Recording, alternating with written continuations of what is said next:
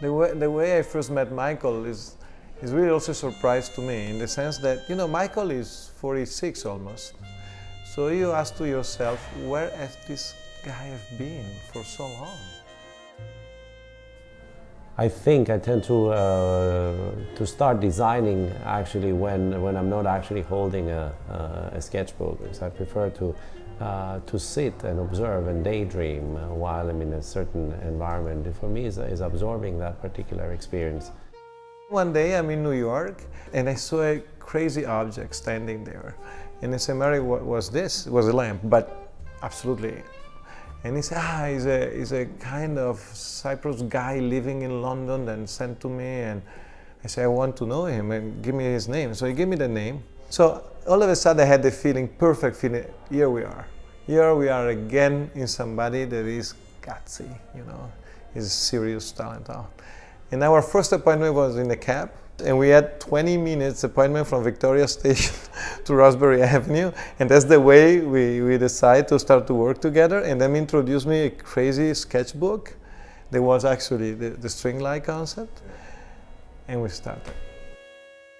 The inspiration came from looking at this incredible discipline of parallel wires that connect pylons and the landscape. I was sitting on a train and going to Paris, and I always liked to sit by the window and was looking outside and observing these cables and that repeated picture. It was almost like you see the same picture over and over again. And I was very much interested in that discipline.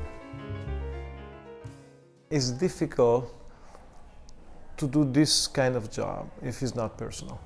Because again, it's not about money or marketing. It's about the desire that you have to really do something different every time, for me and for the designer involved. I always design things bearing in mind my own house. I very much get influenced by the human scale. Is how do you actually relate to an object? It's like the IC lights that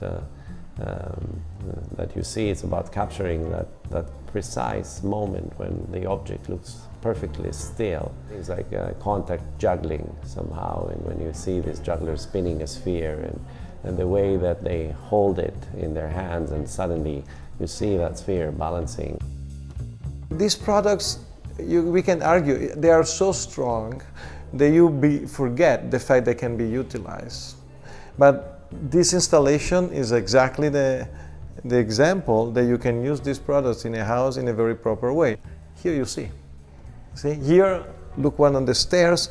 We choose very common way. We are not choosing, you know, the incredible balcony or something. These are very common things. And the product, without losing its impact, its graphic impact, is still there, providing a service. This lamp, you see it on for 2 hours per day, and you see it off for 12 hours per day. So the language of the body containing the light source was our first mission, was the cultural game here. But the point is that the material aspect will be reduced and reduced and reduced, because thanks to new technologies, you need less body and less body and less body. So everything can become smaller and thinner. The technological challenge was about being able to transfer the power over, I guess, tens of meters of cable without actually losing any of the power. Light will be more and more efficient. This is good. Why not? I mean, we have to save energy. Okay, that's what we are for.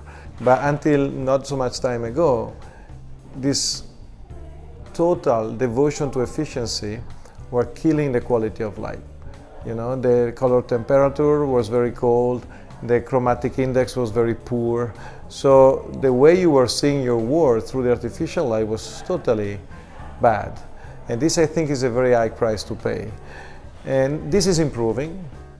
And also the efficiency is improving. So I think in that sense, for the future will be no problem. And to be able to maintain the purity of the idea throughout the process and not deviate in any circumstance. I think this is what has been an amazing experience, and being able to have a team like Flos supporting that experience.